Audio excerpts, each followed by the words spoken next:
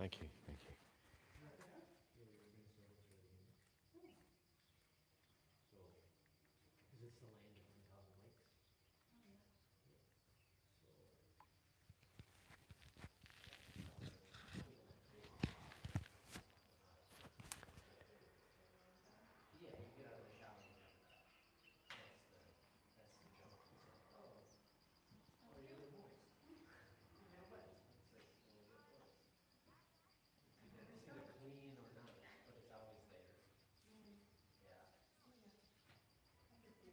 Mm-hmm.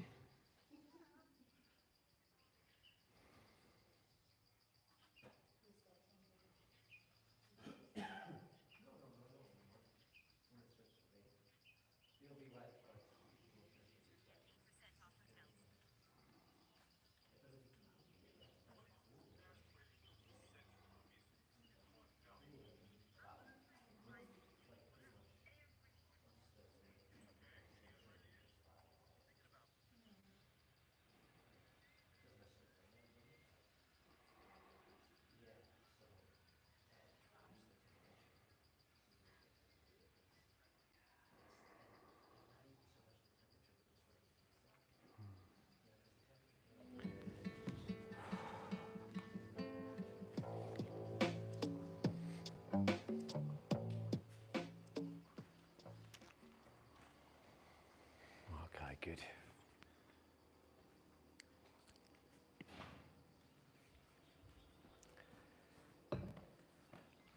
Okay, here we go. Now, so we're going to work on striking techniques, and this is for some of the week 2 striking techniques. And I'll start off with the hand techniques and then do the kicking after that. A little bit of warming up the wrists by just rotating like this. Loosen up the wrist. Circle the hands and circle the other way. Now roll one over the other, rolling movement. And rolling back. Elbows in, rotate your arms. And the other way around. Now one after the other this way.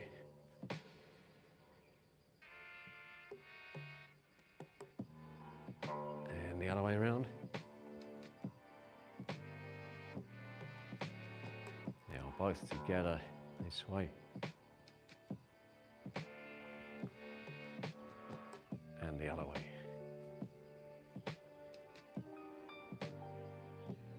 Shoulders. And backwards. In and out.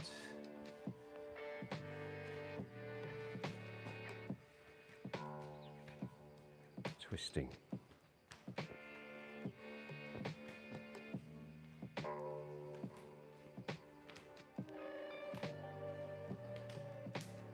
Now side to side.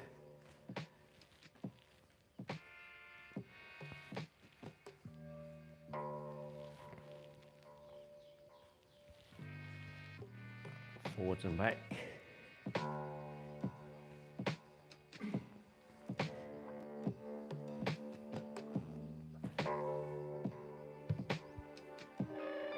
Circle the waist.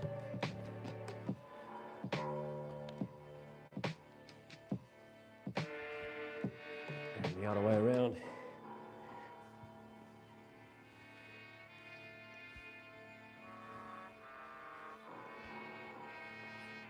Relax. Good. So, first technique today. This punch. Punching in for the solar plexus or the diaphragm. If you're going for the solar plexus, likely you'll land it this way with the knuckles vertical. If you're going for the diaphragm, the floating ribs, probably you're going to twist it a little bit to fit better under the floating ribs. moving from the feet, punching. We'll do it one side, then the other. And to start with, we just want to get the action, punching action, trying to generate some power up into the punch.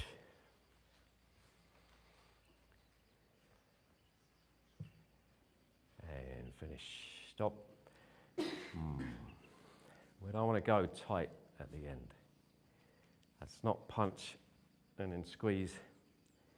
Keep it relaxed. Punch, punch, punch. Keep it relaxed. Let energy kind of vibrate through your arm. Don't tighten up at the end.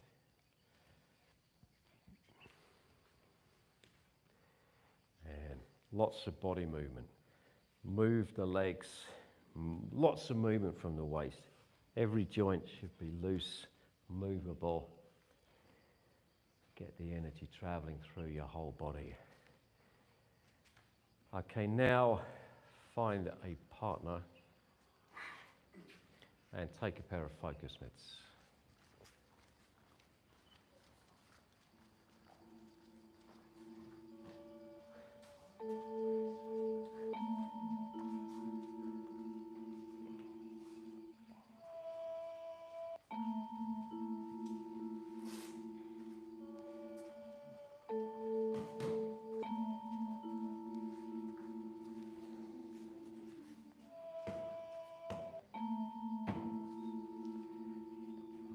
Kyle, could you hold those pads for me? Okay, we're going to place them about there. So this punch is coming in from low, hooking up slightly, and we're trying to get power into the punch. Power comes from moving the legs, the waist, the body.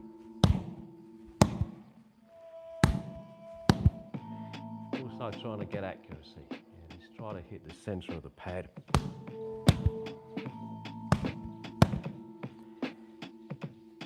And remember, you're going either for the solar plexus or under the floating ribs.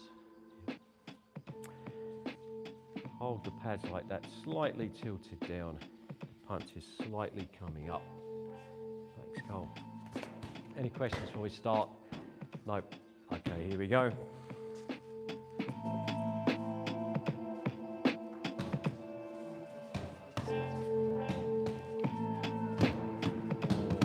Movement from your waist, so just turn easily, keep relaxed, turn easily into the move.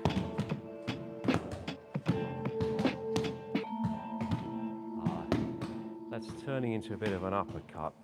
Let's keep it as that kind of angle. So if you're coming in here or here, not an uppercut for now.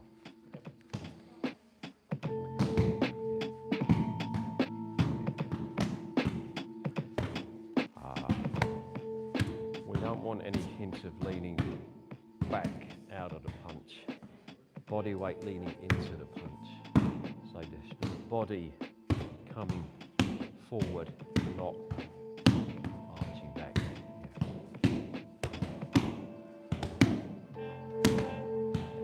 Relax, punch naturally but quite quick.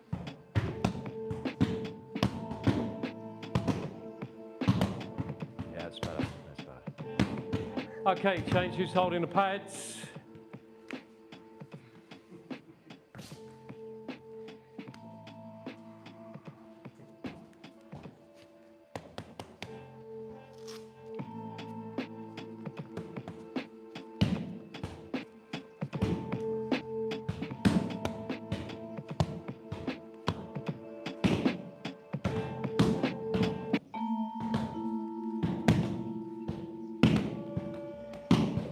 Get a little more waist movement.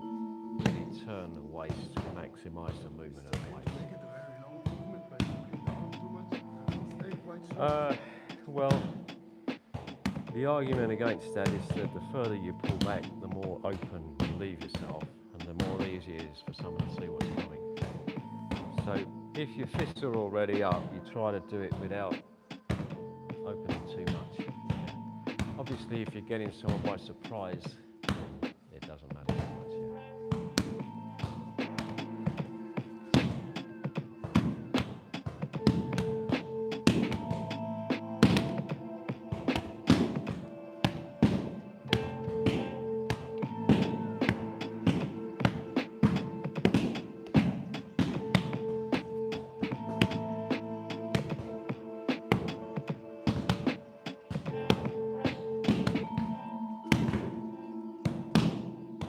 Okay, guys, relax. Yeah. Okay. So, try to answer some of the questions that you might get asked about this.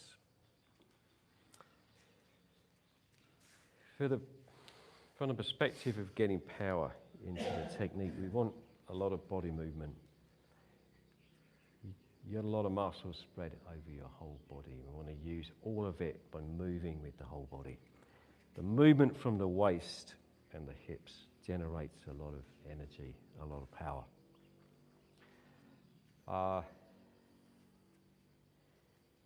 For your kind of competition fight scenario, we don't want to open the guard too much, so we come down this kind of movement. If you're not in that competition scenario, then it's a different thing. It doesn't matter. It doesn't work quite the same way. If you're going to just kind of walk and then get somebody by surprise, it's a different thing. It's coming up from here. Yeah. Realistically, don't forget, you don't always hit somebody from the front. Yeah. This will work if I get in there. It's probably not where you'd go for, but if you get someone in there, it still gets the diaphragm just the same as from the front. Yeah. So there's a lot of different circumstances. It's only if you're defending against somebody that maybe you're going to have a guard up. Yeah. But there's some of the answers to the questions that have come up. Do we have any questions about this technique? You can use it against the side ribs, but when you get the diaphragm, it really wins somebody, and that's when you're likely to drop them. Yeah. Same, you can use it against the liver down here. And if you break the floating ribs, it's going to hurt. Is this the same punch as in the 10-13 Qigong in that very beginning when yeah, well, sort of yes. But so when we're doing a routine, you have a style in there, and you have a discipline, and you have a precision. So yeah, it's that kind of punch, but it's very much there because it's part of the sequence. When we're working on the pads, we're being a bit looser, using a little bit more body movement. So it's more like how you'd use it in application. And when you do the routine, usually the moves are not done exactly how you do them in a defense scenario to actually fight. But you're trying to get a flow into the routine, and you're trying to make it look good. So when you're using them in application, you adapt it. And when you do it, if you have an actual fight, you'll never hit quite like you hit the pads. It's always you're kind of improvising. It's always going to be slightly different, but fundamentally, yeah. Okay, then. So now we're going to switch to using elbow. Remember, there are different ways that you can use elbows. Today I want you to a direct inward elbow with the bone here. Yeah. That's slightly different to scything round against an elbow. If you watch Muay Thai, they like to come over and onto the eyebrow to cut the eye. When you get bleeding into the eye, the fight's usually stopped. So you can stop someone with a cut eyebrow. Today, we want to concentrate on the direct elbow this way, either into the teeth or the nose. So that you're either going to break the teeth or the nose. Yeah. That's much more damaging. It's more difficult to get in a competition bout, but if you're in a real fight, you can get these in. So let's leave the pads on the floor for now, and we're just going to practice step, elbow, step, elbow, step, elbow. So you can pull it back and then straight in there.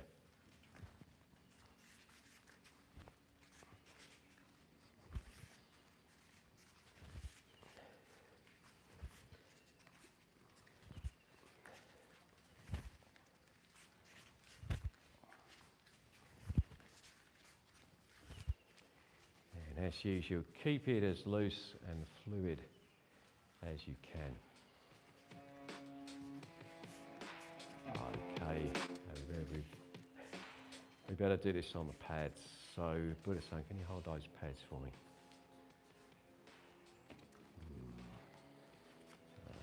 Even fairly close this time. Yeah.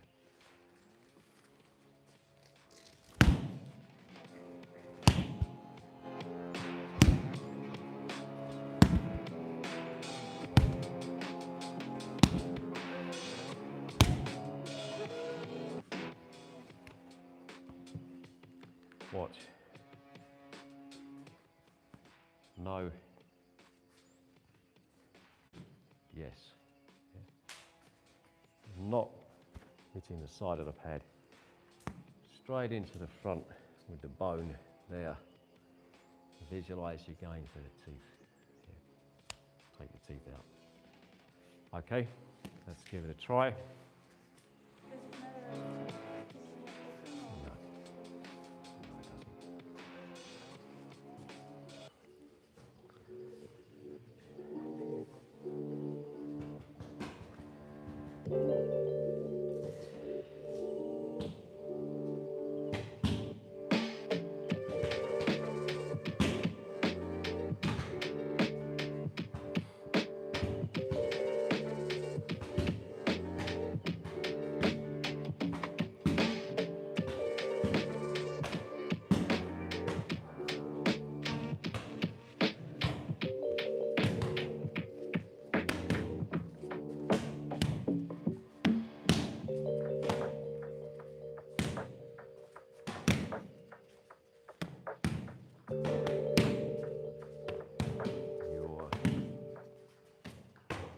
Turning too much instead of extending forward.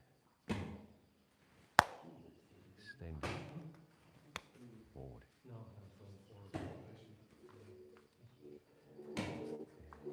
That's that one.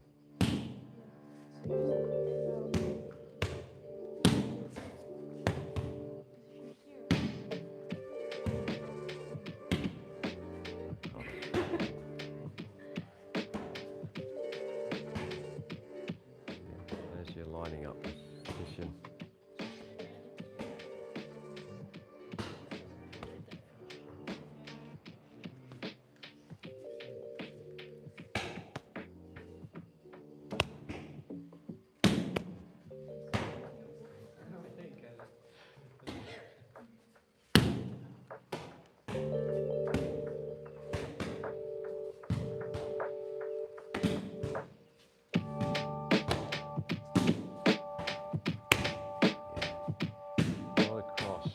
Try to go straight at the pad, straight into it.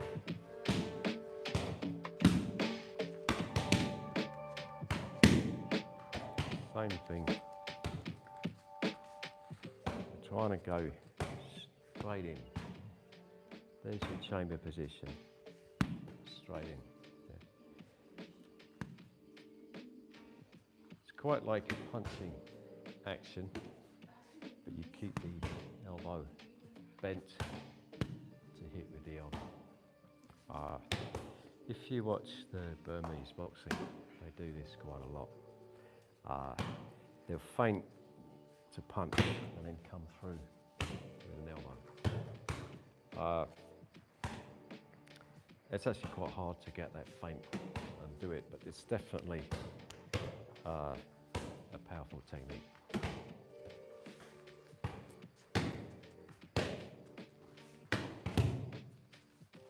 And not twisting around too far, projecting forward. Yeah. Yeah. That's better. That's what I want. Okay, change now. Change over.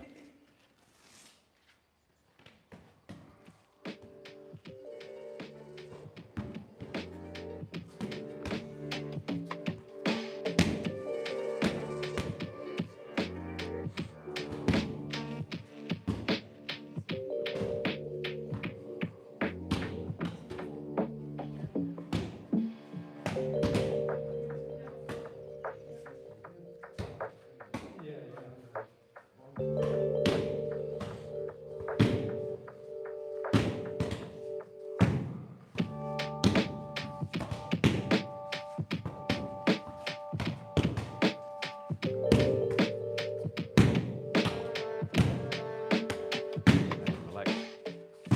Especially when you throw your left.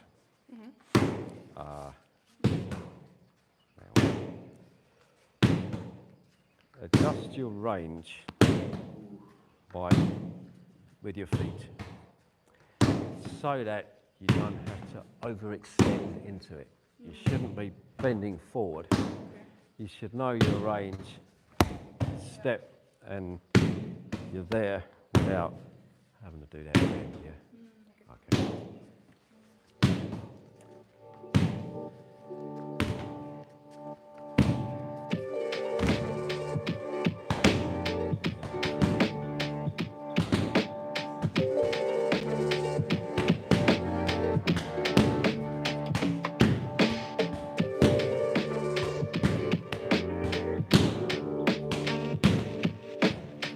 Okay guys, that'll do us for now. I'll put the pads at the side for now. Just put them down at the side. And maybe not on the floor, on the bench would be better. Okay. So we're going to do a little bit of practice to apply these. Ricardo, do you want to be my partner for a minute? Throw a straight punch in there. Actually, that's not really the one I wanted to do. I'm just doing it instinctively. That's better, yeah. That's the one I want. Yeah. One more. Yeah. So he comes in with a straight punch. I just do a simple inner block, inner parry, shuffle. Get it right into his face, into his mouth. Yeah. One more. That way. Yeah.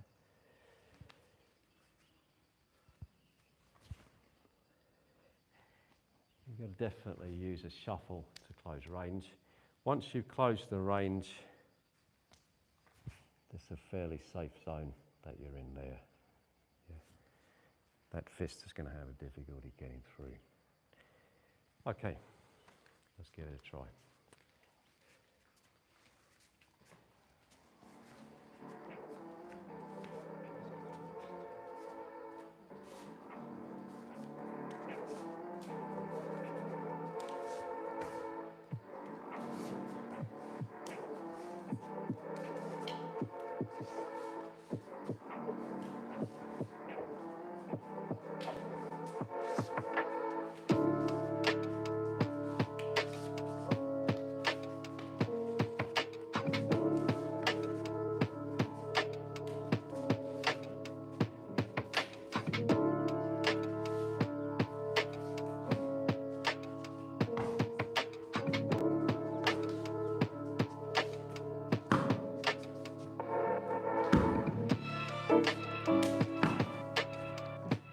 try to shuffle smoothly.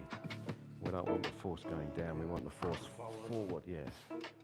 Forward, the force. So when kind of training this and teaching this, does it matter so much what the person doing the striking, whether I'm striking off the front or the back? Do we want to practice both? Or is this more kind of a jab scenario? Yeah, it's a good point. We should be prepared for anything. Should be prepared for anything. That's your first consideration. Therefore, you should be able to do it on either side. That side, same thing. That side.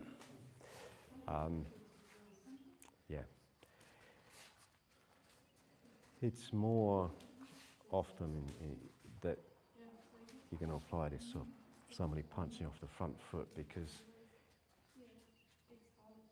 the kind of trained fighter that would use a straight punch tends to lead off the front foot. The guy in the bar that's swinging around here, he's not trained, so he's not going to do a straight punch anyway. The straight punches tend to come from the more dangerous people, and you've got to be prepared for either side. Yeah. Because you've got the orthodox southpaw thing to take into account, which foot's he got in front, yeah. So you just kind of watch the hands and get the hand that comes out. It'll work even if they're leading off the back foot. It's still going to work.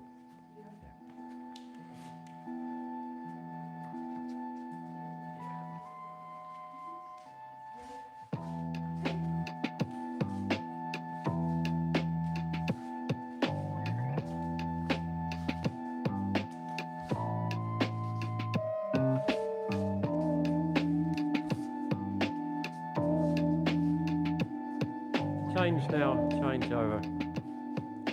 Change over.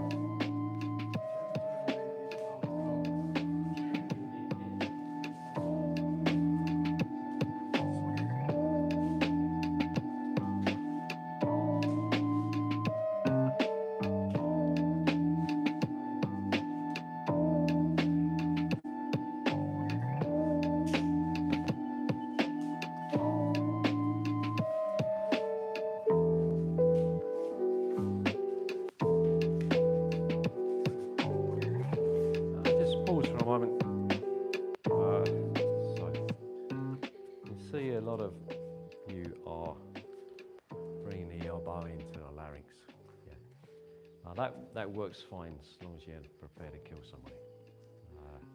Because if you crush the larynx, then they're going to die.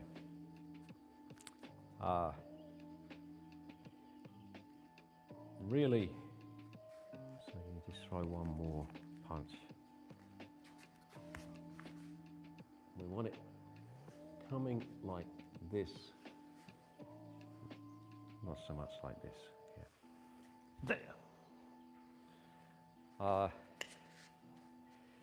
Because we want to cause maximum damage. Assuming someone is not wearing a gum shield, and in real fights they almost certainly won't be, then you're going to smash a whole lot of teeth out, and the lips get absolutely sliced to bits on the teeth. Even if you're doing light sparring without a gum shield, you constantly get cut lips because the lip gets driven into the teeth. If you're going really hard and you break the teeth, then all that sharp, broken tooth is going to slice through lips. Teeth go right through to the other side. Seen that happen just in a competition fight. Teeth going right through to the other side. Hole out the front. If you're really driving hard, smash the teeth, smash the lips, it upsets somebody. That's going to really upset somebody. They really hurt. So that's the plan. We're not aiming to wear somebody down over the course of 15 minutes. We're trying to destroy them in 3 seconds. That sounds good, doesn't it? All right, Carry on, a little bit more.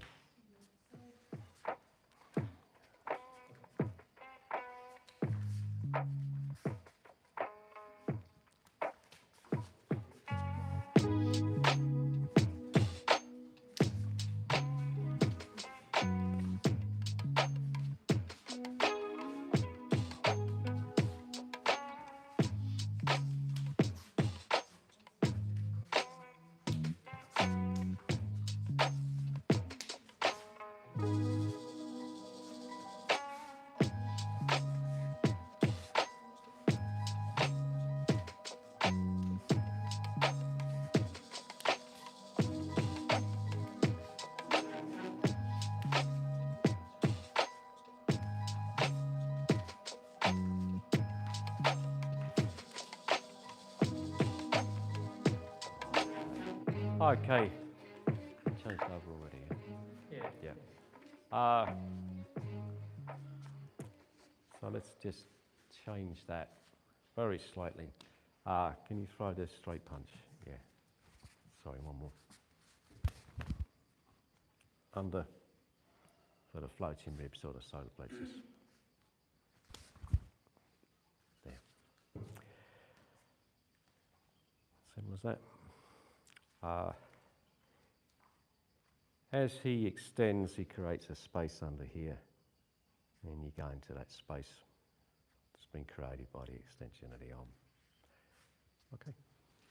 Quick question. Yeah. Where exactly is the diaphragm line? Right. Like, Okay. where would you attack? Soft part, hard part.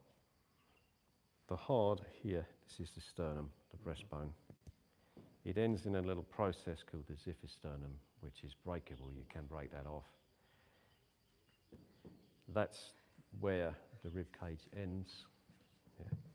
And then you've got abdomen down there. If you feel out from there, you can feel the bottom of the rib cage and get your fingers underneath it. And it's going down. That's rib there, right down to here. So that's the line on at the bottom of my rib cage, and you can find it on yourself. Now, if you punch the bottom ribs, they are some of the most likely ones to break. And also, the diaphragm is separating the chest cavity from the abdominal cavity. So the chest cavity is within the rib cage. Below it, you have the abdominal cavity, where your internal organs are. So it's heart and lungs in the chest, organs in the abdomen. And what separates the two, the diaphragm, in its dome shape, it's a sheet of kind of tough tissue, tough material, mixture of muscle and fascia, more muscular around the outside, a little bit more tenderness in the middle. You hit around about this line, floating ribs, and the muscles of the diaphragm are going to go into contraction. Just like you hit the leg here, you get a dead leg, the muscle goes into contraction. And you get the classic winding effect. That's exactly the reaction. You hit the diaphragm, it goes into contraction, the diaphragm drops suddenly, and you get a big breath. And then you're trying to take more breaths, but you can breathe in by contracting the diaphragm a bit more, but you can't breathe out. It's gone into contraction, it won't let go. It's down and it won't go up. It won't let you breathe out properly. And that's when you drop.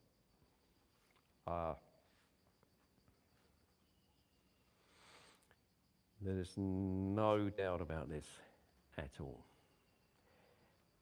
Every time you punch another kid at school, and they had that effect. That's what went on. Is the same physical effect as falling flat on your back? Yeah, that does it as well, because that hits the diaphragm. That's why you get that effect. Yeah, diaphragm goes into contraction. Anytime you see a boxing match and you get a punch to here, and the guy is just almost paralysed, can't move, maybe drops to the knees, that's what's happening. Anytime you see a kick going here, you tend to get that happen. Okay, not every kick, but it's very common. You see this a lot. It's a very easy way to drop somebody. Almost every competition fighting system, they'll go for the ribs. Yeah. Anything with striking in. Now, is that similar to what's happening with a liver punch, or is there more happening because of the liver? Because you see that a lot in like the MMA and even in boxing too. And, Yeah. and people say, "Oh, it was rigged," but really the guy he's done. You see him fall to the ground, and he's. They love this shot because it's like you have to decide to quit. Yeah. You know. So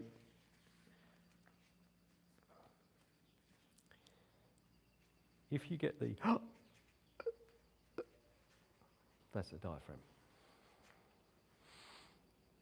You get hit in the liver, and it's just taking away your energy. You feel weak. You can't easily move. That's more the feeling of the liver strike. Honestly, in terms of the physiology, I'm not as good on the liver as the diaphragm, but a hard hit to the liver, it just takes away somebody's energy, their strength. It's just completely finished. And like you say, you see it used effectively in both boxing and MMA. There shouldn't be really any doubt that it works. You know, there's no real doubt that this stuff is practical and it works. So all we're practicing to do is slam a punch into either the area of the diaphragm or the liver. Okay, so we'll try this coming under into the space. Thanks, guys.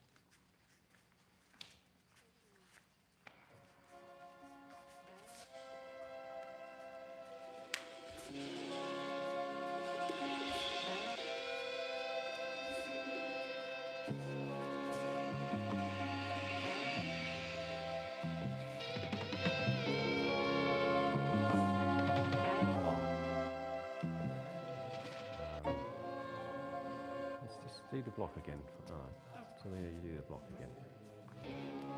Right. Now, you don't want to, at the moment we're not trying to open out that way. All we're trying to do is just push it across, clear a space, and now go through into that space. There. Right. It's a bit different. Yeah, that's more like it. Christy, can you just punch me one time? There. I'm coming forward a little bit more into the punch. When I'm coming here, I'm in a bit of a safety zone. I've got control over the elbow, because that would be dangerous. That could hit me there. If I'm controlling the elbow, I can smash in there. The other hand's not likely to get me. So that's momentarily, for a short moment, a fairly safe zone to be in. Okay. Nice. Just to that, very simple.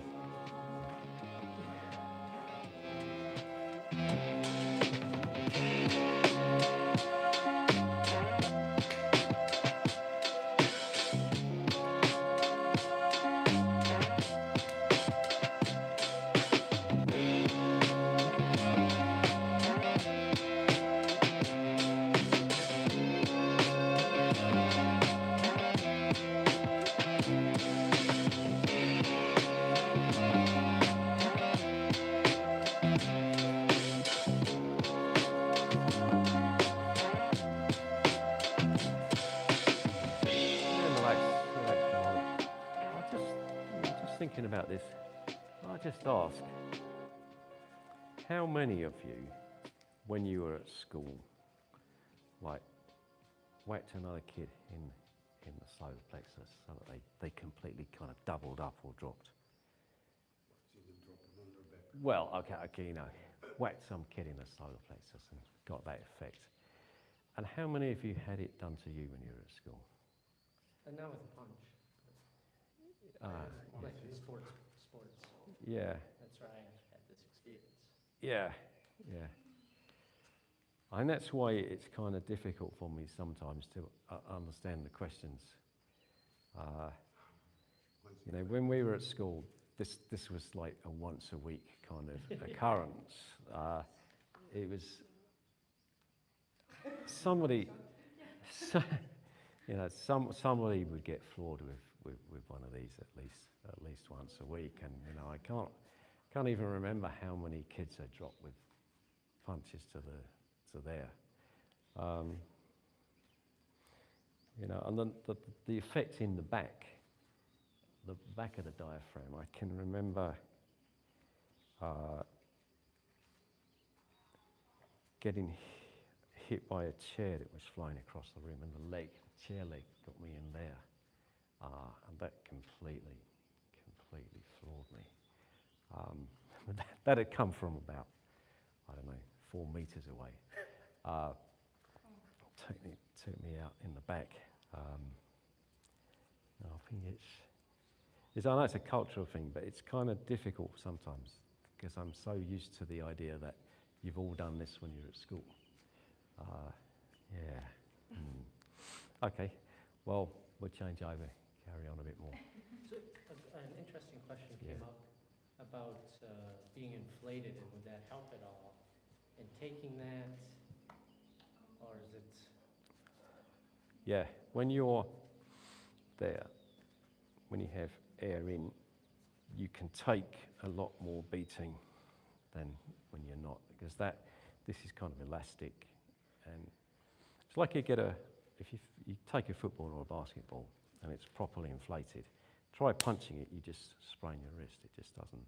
But you get one that's not quite fully inflated, you can sink the fist into it. And bodies are just the same. But if you're thinking of defending, and it's about the lamest defence ever, that I'm just going to inflate and let somebody hit me. I mean, it might have happened on some 1970s, 80s movie that you watched, but no, I wouldn't trust that on anybody with a decent punch. It's better if it's better to be hit when you're like that, but it's much better not to be hit at all. Yeah. No disrespect, but okay, let's practice it again.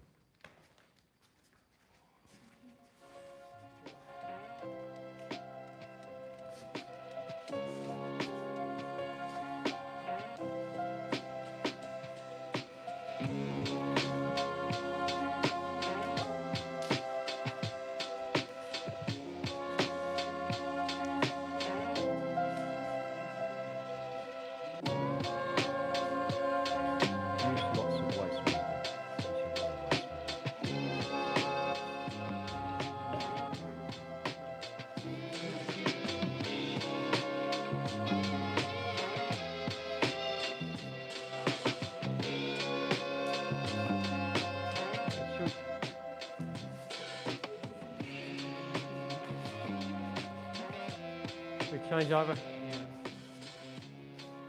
Change who's punching.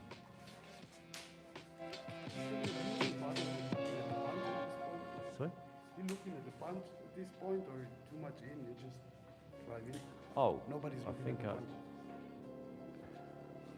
maybe I'm not understanding.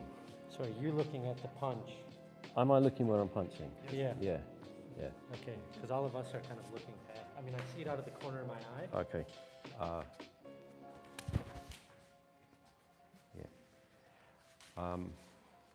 One more.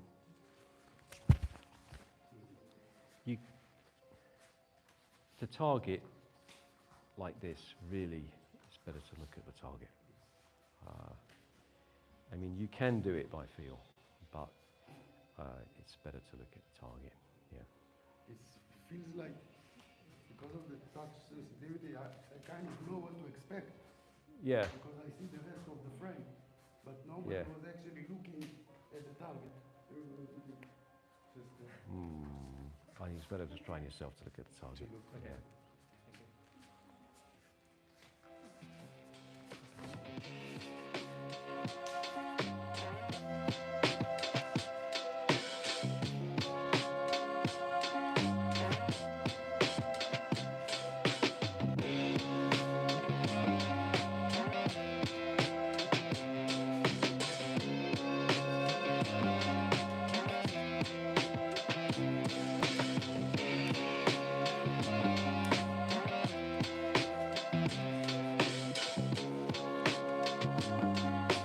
Okay.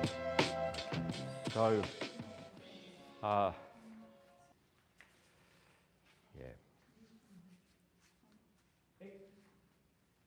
We'll make it a little bit more interesting now.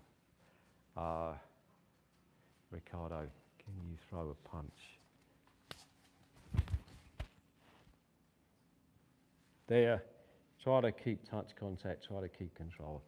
Hook it over the top, hook the elbow over the top. So using the two techniques we've just been practicing this morning. Yeah?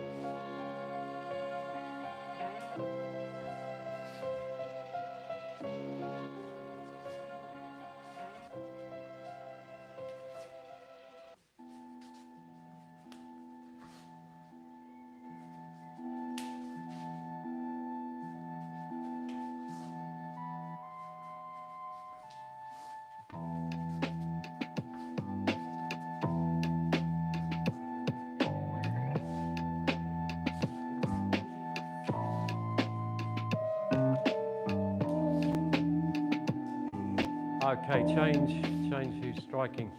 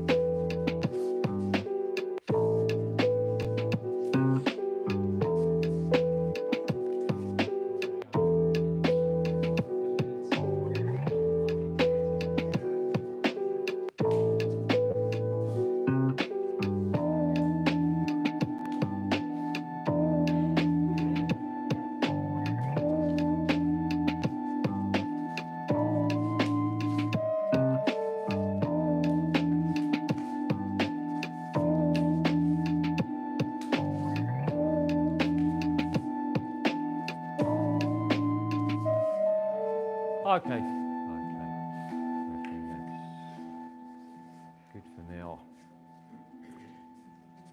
Any questions? A little bit on maybe best how to move the arm that you're parrying the punch. So I Yeah. notice I'm a little clunky. I'm a little clunky on the first. I can get the first, but then Oh, I'm a little clunky on getting that over. Maybe any recommendations or if there's a secret technique. No, there isn't any secret technique. Just getting used to that. Right, throw one straight punch.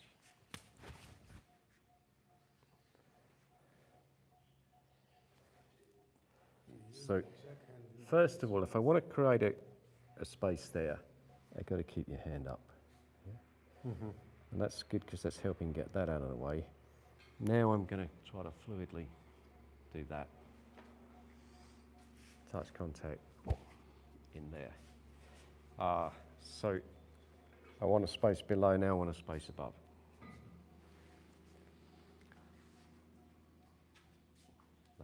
That's really it. I'm seeing a lot of movement here, which I don't think I was doing, where you're kind of coming down low and then using that whole momentum. Yeah. And I was just kind of doing this. Okay. So I see the major Do you want to come in a bit closer, because this is an interesting I don't know, explanation of Chinese Kung Fu, how it works.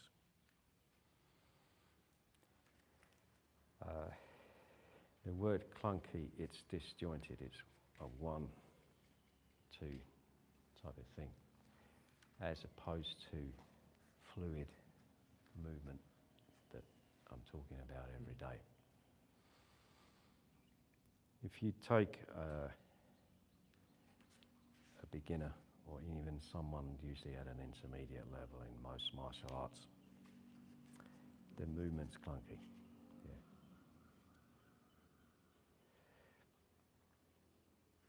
Even some quite high-level pros, they're not very fluid. So how do you get someone from being clunky to being fluid?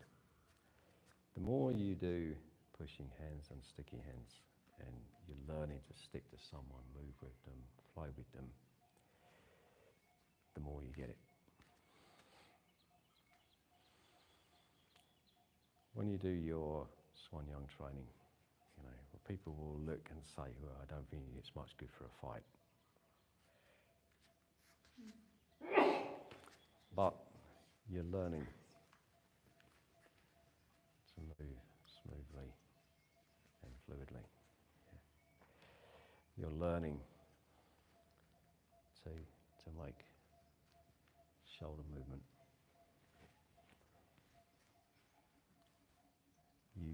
You train Kung Fu, even you do the higher Tiger Crane routines, you're learning to do this stuff fluidly. And the only way to learn it is through repeatedly doing it. The only way to learn fluid movement is through constant repetition of fluid movement.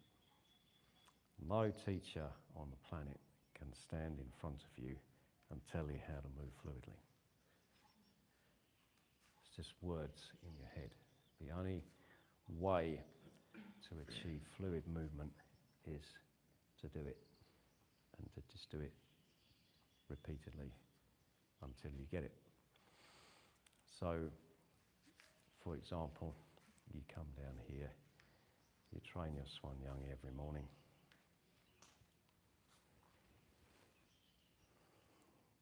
It sinks in, fluid movement sinks in. Yeah. That's it.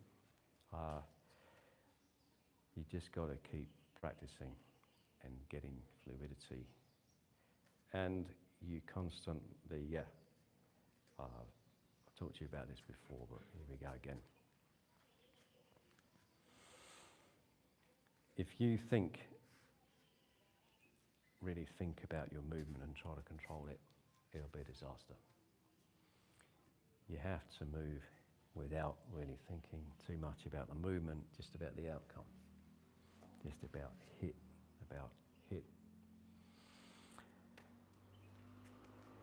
Therefore, your conscious mind is freed up to be kind of looking at yourself and evaluating, observing, evaluating. And if it doesn't go well, you've got to understand, no, I screwed that up. Yeah, you'll screw it up plenty of times. won't do that again. Yeah. Everybody makes mistakes, but only a fool makes the same mistake twice. Well, in martial arts, you probably make it 20 times before you actually correct yourself, or maybe more. But eventually you learn. If you don't learn from your mistakes, then you're never going to make it. So it's like, why didn't that work? Yeah, because the movement's coming from there. Yeah. Why didn't that work? Because my head's in the wrong place. Yeah, I can get my head into a safer place where it's not going to get hit. But you kind of got to be on it. There's nobody in the world who's going to be there, you know, sorting out every detail of your movement. You've got to be on it. Yeah. Okay. I had another question. Can you do this one with palm open? Yes. Yeah. And have we done it before? Yeah, we did. On the palm strike. I feel like we've done one up like that. Okay. So there's two answers to this. I'm just thinking of it. The first one is, it kind of goes like this. Have we done it before? Yeah, every time you did that. Have we done it here in class? Yeah, I think 2 weeks ago, we were doing the palm up to the diaphragm and the liver. Yeah. Now, personally, I'd rather use the palm because the wrist can give, and the palm won't give. That gets there's not even any wobble. That power all goes down there. But I'm trying to teach you a variety of techniques. But that's really good. Yeah. Into there.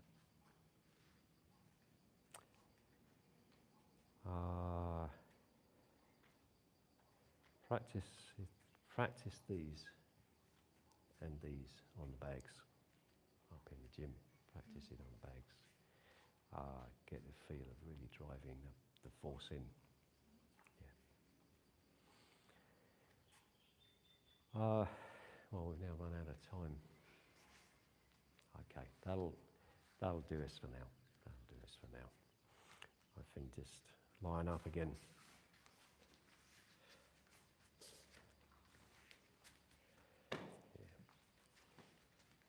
Yeah. And bow. Okay, well done guys. Okay, so we're going to take a break from training for a bit. We've gone through just a few fairly simple techniques here. Punch for the diaphragm and a straight elbow, but they're techniques that do work. They need to be practiced on bags as well, and they need to be practiced in kind of free sparring situations. But first of all, you need to get the movement, and that's what we were doing today. Hope you enjoyed it. See you again soon.